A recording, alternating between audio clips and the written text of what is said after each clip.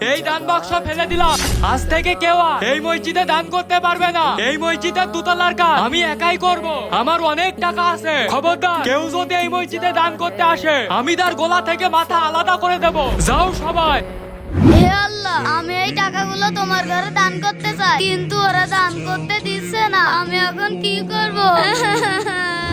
ভাই, আমাকে 20 টাকার ইট দাও। 20 টাকায় কিন্তু 2টা ইট হবে। আচ্ছা ঠিক আছে, তাই দেন। এই ধরো। আশেপাশে কেউ নেই। হুজুর গলা কাটার আগে ইট ধুয়ে আমি পালাই। আলহামদুলিল্লাহ, আলহামদুলিল্লাহ। ধন্যবাদ ভাই।